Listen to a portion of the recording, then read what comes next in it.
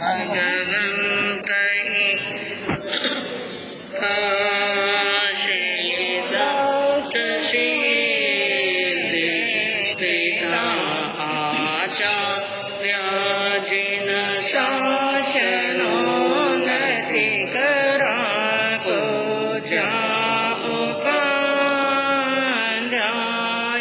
काशी सिद्धांत सुपाठ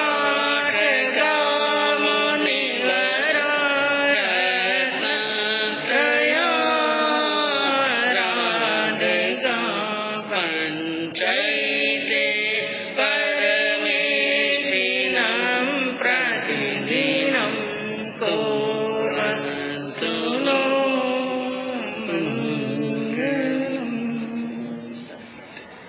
मंगलम भगवान् वीरो मंगलम गौतम प्रभु मंगलम स्तुते भद्राद्या जैनधर्मो सुमङ्गलम् अज्ञानं तिमिरान्धस्य ज्ञानाञ्जनशलाकया चक्षुरुन्मीलितं येन तस्मै श्रीगुरवे नमः। सर्वेषु मैत्री गुणेषु प्रमोदं क्लेशेषु जीवेषु कृपापरत्वं माजस्तभावं विपरीतवृत्तौ सदा ममात्मा विदधातु देव सदा ममात्मा विदधातु देव। अहिंसा के अग्रदूत, त्रैकाल दृष्टा, बड़े जीवों के तारनहार, शासनेश प्रभु श्रमण भगवान महावीर स्वामी के चरणों में कोटि कोटि वंदन। दीन दुखियों के मसीहा, करुणा के सागर, परम पूज्य गुरुदेव श्रमण सूर्य मर्दर के श्री श्रीमद जी महाराज साहब के चरणों में कोटि कोटि वंदन। पाठ पर विराजमान परम श्रद्धेया, परम विदुषी, मधुर व्याख्यान सरल मना पूज्य गुरुदेव जी महाराज साहब के चरणों में कोटि कोटि वंदन। धर्म प्रेमी बंधुओं, शीलवती माताएं बहनों, आपके सामने वर्णन चल रहा है श्रीमद् उत्तराध्ययन सूत्र के 13वें अध्ययन का चित्त संभूति योग, जिसके अंदर आपने वर्णन श्रवण किया कि चित्त मुनि अर्थात गुणसार मुनि और ब्रह्मदत्त चक्रवर्ती के बीच में संवाद चल रहा है। एक संत और चक्रवर्ती के बीच में संवाद हुआ और चक्रवर्ती ने जो प्रश्न पूछा था कि मेरे शुभ कर्मों का फल तो मुझे मिला, लेकिन हे मुनि आपके शुभ कर्मों का फल आपको नहीं मिला। और जिसका समाधान चित्त मुनि ने दिया कि हे राजन, ऐसा ना कभी हुआ है, ना हो रहा है और ना कभी होगा कि मनुष्य के किए हुए कर्म निष्फल जाएं। यानी सभी कर्म सफल होते हैं, सभी कर्मों का फल अवश्य मिलता है। आपको यदि अपने शुभ कर्मों का फल प्राप्त हुआ, आप एक राजा बने, तो मेरे भी शुभ कर्मों का फल मुझे प्राप्त हुआ है। और मेरा जन्म एक श्रेष्ठी के घर के अंदर हुआ था, बड़े रिद्धि संपन्न, बड़े प्रभावशाली सेठ का मैं पुत्र हुआ। लेकिन मैंने एक बार संतों के मुखार बिंद से जिनवानी सुनी, मुनियों के मुखार बिंद से मैंने कल्याणकारी जिनवानी सुनी, और जिनवानी सुन करके उन महान अर्थ वाली, जिसके अक्षर तो थे कम और अर्थ था बहुत ज्यादा, ऐसे गहन अर्थ वाली मैंने जिनवाणी सुनी सभी मुनियों के मुखारविंद से, और उस वाणी को मैंने धारण किया, श्रद्धा की और आचरण किया। मैंने ग्रहण किया और मैंने घर बार का त्याग करके, क्योंकि मैंने जीवन की सच्चाई को जान लिया, सत्य क्या है और असत्य क्या है। तो अनंत काल से, अनादि काल से असत्य में भटक हुई आत्मा को असत्य से निकाल करके मैंने सत्य के मार्ग पर ला दिया और मैंने प्रवज्या दीक्षा अंगीकार कर ली। ये बात सुनी और ब्रह्मदत्त क्या देख रहे हैं, संत तो बन गए, दीक्षा अंगीकार की, लेकिन मैं क्या देख रहा हूँ, ना इनके कोई अच्छा घर है, ना बार है, जंगलों में भटकना, भिक्षा मांग करके लाना, इन केशों का लुंचन करना, कभी मान सहन करना पड़ता है तो कभी अपमान सहन करना पड़ता है। भिक्षा के अंदर कई बार भोजन आता है और कई बार नहीं आता है, और मेरे पास में इतना कुछ है, मेरे पास में कोई कमी नहीं। और जिस भाई से मैं इतना प्रेम करता था, जो भाई 5 साल तक, मैं 5 जन्मों तक मेरे साथ में रहा, वो भाई आज दुख भोग रहा है, कष्ट भोग रहा है, और मेरे पास में संपत्ति की कोई कमी नहीं। क्यों ना मेरे भाई को मेरे जैसा बना दो। इसलिए उसने एक बात कही उन मुनि के सामने, क्या कहा, उच्चो ये महु कक्केय गंधे पवे इया आवसाय रम्मा इमं गिहं चित्त दणप्रभूयं पसाहि पंचाल गुणो भवेयम्। ब्रह्मदत्त चक्रवर्ती मुनि को कहने लगे कि हे मुनिराज, मेरे पास में 5 प्रकार के भवन हैं। शास्त्रों के अंदर भवन का वर्णन आता है कि जो राजाओं के पास में, चक्रवर्तियों के पास में जो भवन होते हैं वो मुख्य 5 प्रकार के बताए गए, जिसमें सबसे पहले बताया उच्च उदक। उच्च उदक नाम के भवन होते हैं, और दूसरा बताया मधु, तीसरे प्रकार के बताया कर्क, और चौथे बताया मध्य, और 5वें बताया ब्रह्म। इनका अर्थ अलग अलग प्रकार से होता है, अलग अलग तरह के भवन, कोई 3 खंड का, कोई 5 खंड का, कोई 7 खंड के, और 9 खंड के भवन उनके पास में होते हैं। तो उन्होंने कहा, हे मुनिराज, मेरे पास में हजारों सैकड़ों भवन हैं, 5 प्रकार के बड़े बड़े सुंदर भवन हैं, महल हैं, और तथा मेरे और भी रमणीय भवन हैं। इन 5 प्रकार के अलावा भी कई बड़े सुंदर, कई रमणीय और देवलोक के समान सुंदर भवन मेरे पास में है। इसलिए हे चित्त मुनि, मेरे पास में प्रचुर धन है, धन की कोई कमी नहीं है। सोना चांदी हीरे पन्ने माणक मोती मेरे पास में और किसी चीज की कमी नहीं है। और पांचाल देश के विशिष्ट शब्द आदि गुण युक्त इन भवनों का आप उपभोग करो। यानी जिन भवनों के अंदर, जिन महलों के अंदर 5 इंद्रियों के भोग भोगने योग्य साधन सभी क्या हैं, उपलब्ध हैं। इसलिए आप क्या करो, इन दीक्षा को छोड़ दो, संयम को छोड़ दो और भवनों के अंदर आकर के रहो। और क्या कहा, नट्टे हिंगी नारी जनाहिम परिवारयंतो भुंजाहि भोगा इमा इभिक्ख मम रोयई पवच्चाहु दुःखम।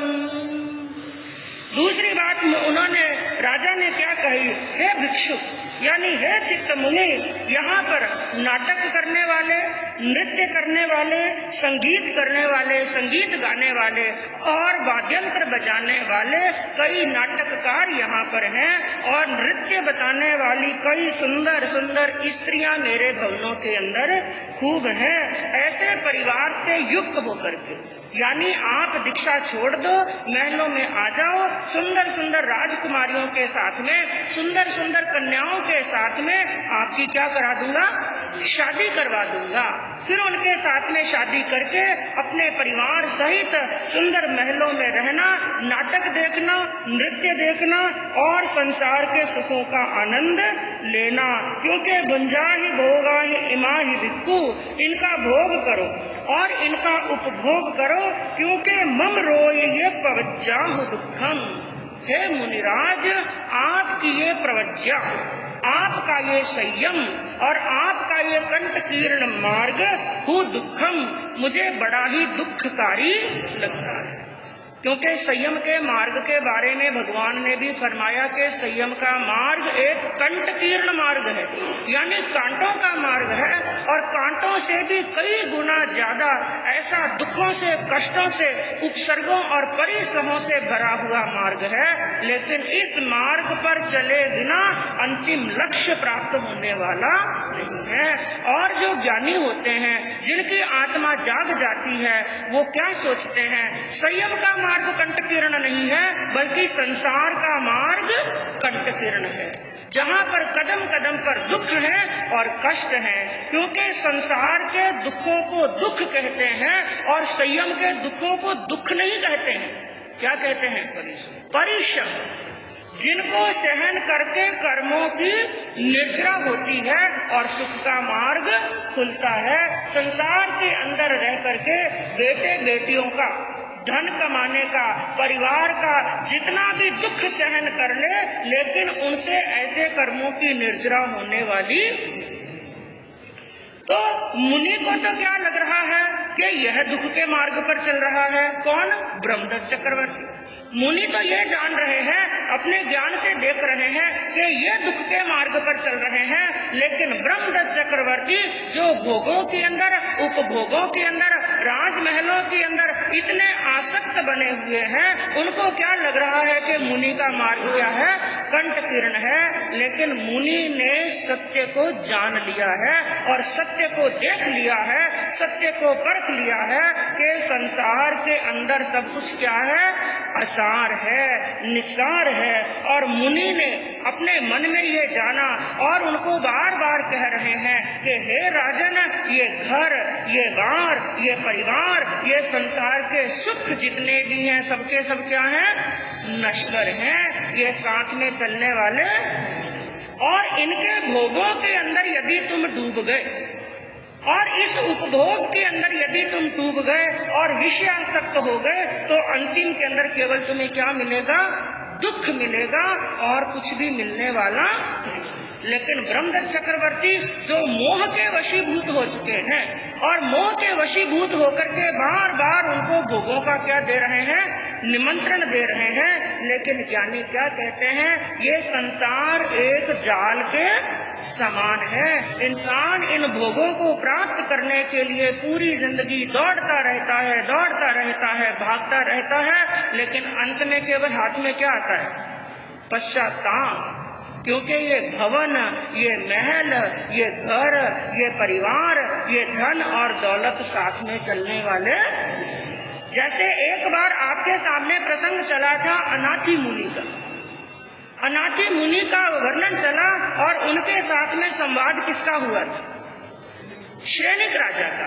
श्रेणिक राजा ने भी मुनि की सुंदरता को देख करके, उनके यौवन और लावण्य को देख करके क्या बात कही थी? हे मुनिराज, आपका यह संसार शरीर तो संसार के सुख भोगने के योग्य है, इसलिए मेरे भवनों के अंदर आ जाओ, तो मैं आपके लिए सभी सुख के रास्ते खोल दूंगा।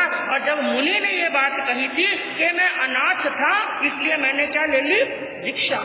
और श्रेणिक महाराज ने क्या कहा?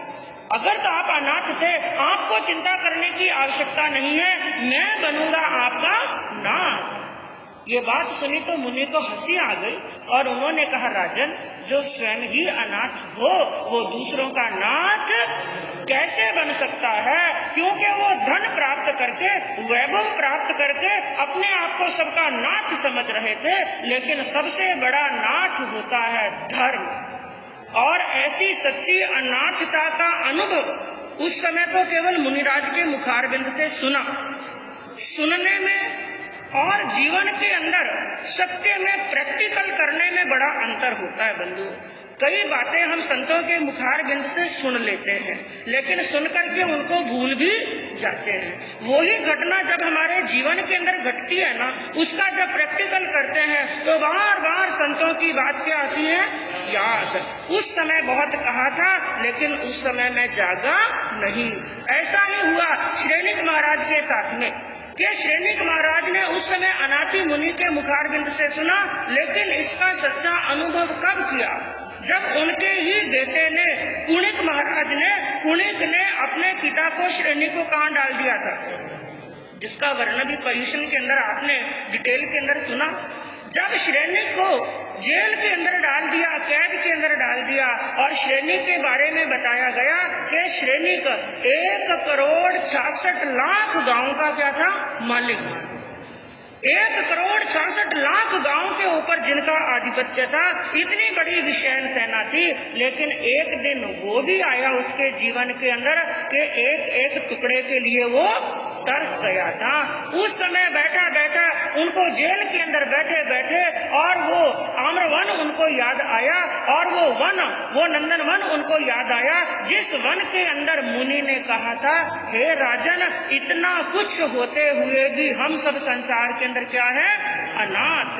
तब उनको मुनि की बात याद आई, सत्य मायने में ये संसार के अंदर कुछ भी साथ में चलने वाला। लेकिन इंसान मोह के अंदर बंधुओं इतना अंधा हो जाता है, वो क्या सोचता है, जब दुख आएगा, जब विपत्ति आएगी, जब संकट आएगा, मेरा धन माल क्या आएगा मेरे? मनुष्य यही तो सोचता है, पूरा दिन दौड़ता है, पूरा दिन भागता है धन कमाने के लिए, और उसके मन में क्या विचार आता है? ये नहीं कहते कि धन नहीं चाहिए, धन के बिना गृहस्थ का जीवन बिल्कुल चलने वाला, लेकिन फिर भी भीतर में एक खटका होना चाहिए।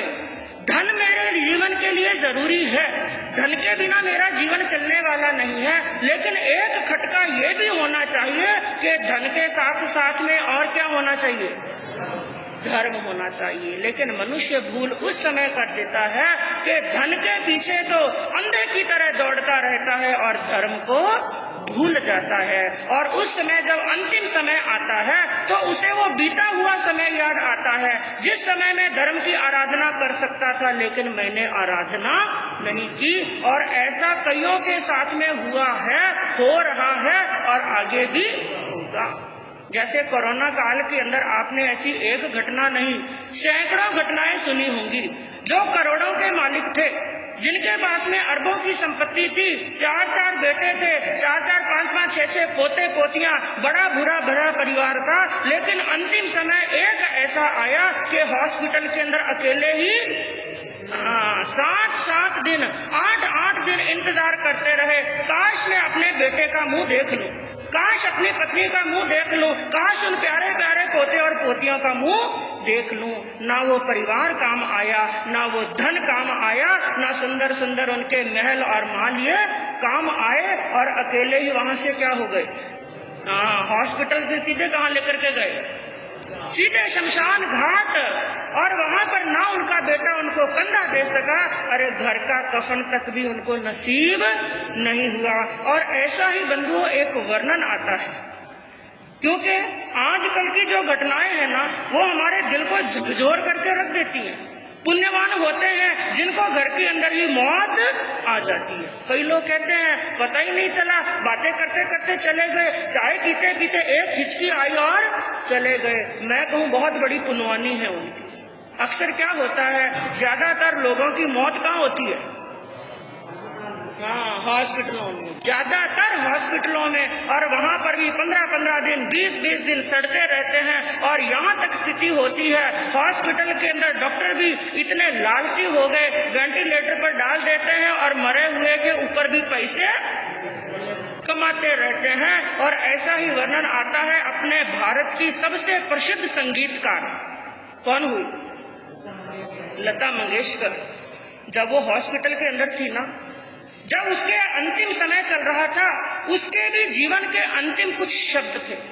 जब उन शब्दों को पढ़ते हैं, उनकी मन की भावना को सुनते हैं, तो बंधुओं जरूर एक खटका लगना चाहिए कि ये उसके साथ में हुआ है। केवल उसके साथ में ही नहीं, कईयों के साथ में हो रहा है। तो क्या शब्द थे उस लता मंगेशकर के अंतिम के अंदर? सबसे पहले उसने बात कही, आज मुझे एहसास हुआ कि जीवन का सबसे बड़ा सच है मृत्यु। कौन सा सच है? बाकी सब झूठ है, जीवन का सबसे बड़ा सत्य है और वो है मृत्यु, और जिसको इंसान भूल जाता है। सबसे बड़े सत्य को भूल जाता है। इंसान को सबसे पहले तो अपनी मृत्यु को क्या करना चाहिए? याद। सुबह उठते भी मौत को याद करो और सोते समय भी मौत को याद करो। और दूसरी बात बंधुओं, उसने क्या कही? आज दुनिया की सबसे ब्रांडेड कार, सबसे महंगी कार मेरे गैरेज के अंदर खड़ी है। मैं कहूँ लता मंगेशकर के पास में किस चीज की कमी थी? कोई कमी नहीं थी। कहाँ दुनिया की सबसे ब्रांडेड कार, सबसे महंगी कार मेरे गैरेज में खड़ी है, और वो भी एक दो नहीं। आजकल मैं कहूँ सामान्य ही धनवान होते हैं, उनके घरों में ग्रोसरी लेने के लिए जाते हैं, अरे 4-5 गाड़ियां तो उनके घरों में भी खड़ी होती हैं। तो कल्पना करो लता मंगेशकर के पास में कितनी गाड़ियां। दुनिया की ब्रांडेड से ब्रांडेड, महंगी से महंगी कार मेरे गैरेज के अंदर खड़ी है, लेकिन आज मुझे लाकर के हॉस्पिटल की एक छोटी सी व्हील चेयर पर लाकर के बिठा दिया गया। दूसरी बात उसने कही, मेरे घर के अंदर उस अलमारियों के अंदर महंगी महंगी साड़ियां जिनकी कीमत लाखों की है, 2-2 लाख की, 4-4 लाख की, 5-5 लाख की कीमती साड़ियां उन अलमारियों के अंदर हैंगर के अंदर डाली हुई, टांकी हुई पड़ी हैं। और सुंदर सुंदर मेकअप का सामान पड़ा है, और ऐसे जूते पड़े हैं हजारों की जिनकी कीमत है, और ऐसे जूते ऐसे वस्त्र मेरे पड़े हैं। लेकिन आज मुझे हॉस्पिटल में लाकर के 400-500 का हरे रंग का गाउन, क्या करते हैं हॉस्पिटल में, बड़े हॉस्पिटलों में जाते हैं, सुंदर वस्त्रों को उतार देते हैं, गहने आभूषणों को उतार देते हैं, और पेशेंट को सबसे पहले क्या पहनाते हैं? गाउन। तो लाखों की कीमत वाली साड़ियां अलमारियों के अंदर पड़ी हैं, और आज मेरे शरीर पर ना कोई आभूषण है, ना कोई गहना है, ना कुछ सामान पहना हुआ है, केवल 500 का 400 का हरे रंग का गाउन लाकर के मेरे शरीर के ऊपर पहना दिया है।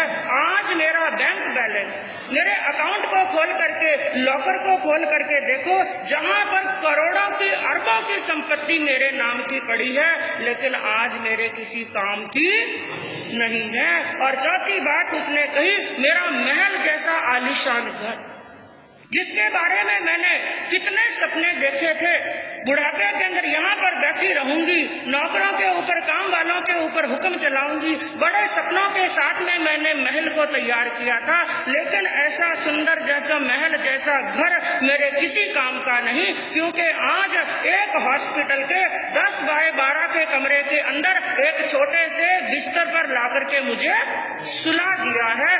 यह है जीवन का सत्य।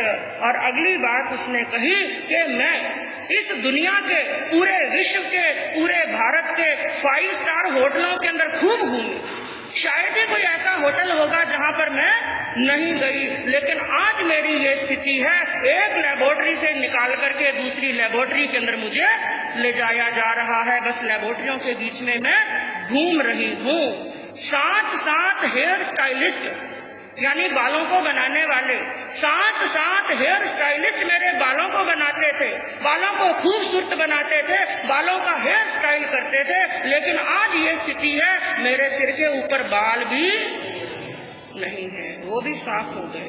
एक दिन वो था कि मैं बड़े बड़े विमानों के अंदर, फ्लाइट के अंदर घूमती थी, जो दुनिया के सबसे महंगे, सबसे सुविधाजनक विमान है, उन विमानों के अंदर मैं घूमती थी, पूरे विश्व का मैं भ्रमण करती थी, कभी मैं घर के अंदर टिक करके नहीं बैठी। लेकिन आज मेरी वो स्थिति है, कमरे के बाहर यदि बरामदे में मुझे जाना है, मुझे 3 जनों का सहारा चाहिए। आए 3 जने मुझे, 4 जने पकड़े, कोई मेरी व्हील चेयर लेकर के जाए, पलंग से मुझे उठाए, व्हील चेयर में बिठाए, व्हील चेयर चला करके बरामदे में लेकर जाए, तब जाकर के बाहर की खुली हवा को मैं महसूस कर सकूं। आज ये स्थिति है। और एक समय ऐसा था, होटलों में खाना खाती थी, कभी 3 स्टार होटलों में, कभी 5 स्टार होटलों में, तरह तरह के आइटम खाती थी, तरह तरह के डिश खाती थी, और सादा भोजन तो मुझे पसंद था ही नहीं। और आज ये स्थिति है, सुबह की शुरुआत गोलियों से होती है, दवाइयों से होती है, मेडिसिन से शुरुआत होती है, और मेडिसिन पर ही खत्म होती है। और खाने को मिलता भी क्या है? थोड़ा सा भोजन, अरे वो भी नहीं। ऐसी स्थिति हो जाती है कि खाने की ताकत नहीं, मुंह काम करता नहीं, दांत काम करते नहीं, आंतें पचा सकती नहीं है, उसको भी मिक्सी में पीस करके देते हैं। और वो भी कई बार इंजेक्शन के थ्रू दिया जाता है, और कई बार तो उसको भी बचाने की ताकत नहीं है, केवल ड्रिप के अंदर डाल करके इंजेक्शन डाल करके ही भोजन का काम किया जाता है। ऐसी स्थिति है, ना मेरी गाड़ियां काम आ रही हैं, ना मेरे महल जैसे घर काम आ रहे हैं, ना सुंदर वस्त्र काम आ रहे हैं, ना करोड़ों की संपत्ति काम आ रही है। तो उसने अंतिम के अंदर क्या कहा, दुनिया के अंदर, संसार के अंदर कोई भी सुविधा काम आने वाली नहीं है। दुनिया के अंदर जब आए उस समय भी शरीर कुछ नहीं था, और जाते समय इस दुनिया से जाएंगे तो भी शरीर पर क्या होगा, केवल एक कफन। इसलिए गालिब नाम के एक शायर हुए, उस शायर ने क्या कहा कि बेलिबास आए थे इस दुनिया में गालिब, इस संसार में आए, चाहे राजा के घर में जन्म हो, चाहे रंक के घर में जन्म हो, शरीर पर कुछ भी होने वाला नहीं। नगन आए थे इस दुनिया के अंदर, बेलिबास आए थे इस दुनिया में गालिब, सिर्फ एक कफन के लिए इतना लंबा सफर कर गए। कितना लंबा सफर किया, किसी ने 60 साल का, किसी ने 65 साल का, किसी ने 80 साल का रहा, दौड़ते रहे, भागते रहे, अंतिम में मिला एक कफन। तो उसने कहा, जिंदगी के अंदर मैं भी खूब दौड़ी, खूब भागी। एक समय ऐसा था कि जब लता मंगेशकर के गले की कीमत लगाई गई, उसके गले की भी क्या लगाई गई थी, कीमत, 92 करोड़ की उसके गले की कीमत लगाई गई थी। इतना धन उसके पास में था, लेकिन हॉस्पिटल के अंदर उसने कहा, मुझे ऐसा लग रहा है मेरे से ज्यादा असहाय और कुछ भी नहीं है। तो उसने दुनिया के लोगों को जाते समय एक शिक्षा दी, यदि कमाना है तो हमें क्या कमाना, गरीबों की दुआएं कमाओ। क्या कमाओ, गरीबों की दुआएं कमाओ, और अपने बड़े बुजुर्गों का आशीर्वाद कमाओ, अपने आसपास में रहने वालों का प्रेम कमाओ। अंतिम में जब हॉस्पिटल के अंदर अकेले सो रहे होंगे ना, तो गरीबों की दुआएं काम आएंगी, बड़ों का आशीर्वाद काम आएगा, और अपनों का प्रेम काम आएगा। बाकी साथ में कुछ भी चलने वाला नहीं है। तो 4 लाइनें कहकर के अपने वक्तव्य को विराम दूंगी। एक कवि ने क्या कहा, जिंदगी भर कमाया साथ में क्या जाएगा, जिंदगी भर कमाया साथ में क्या जाएगा, इस धरा पर सब धरा रह जाएगा। जिंदगी भर कमाया साथ में क्या जाएगा, इस धरा पर सब धरा रह जाएगा। अरे बीतने वाली घड़ी को कौन लौटा पाएगा, बीतने वाली घड़ी को कौन लौटा पाएगा, यह सुअवसर खो दिया तो अंत में पछताएगा। यही बात समझाने की प्रयास कर रहे हैं चित्त मुनि के हे ब्रह्मदत्त चक्रवर्ती, ये अवसर हमारे सामने है, ये भवन, ये महल, ये रानियां कुछ काम आने वाली नहीं है। अब आगे दोनों के बीच में और क्या वार्ता होती है बंधुओं, सुन करके मालूम पड़ेगा इसी भावना के साथ में।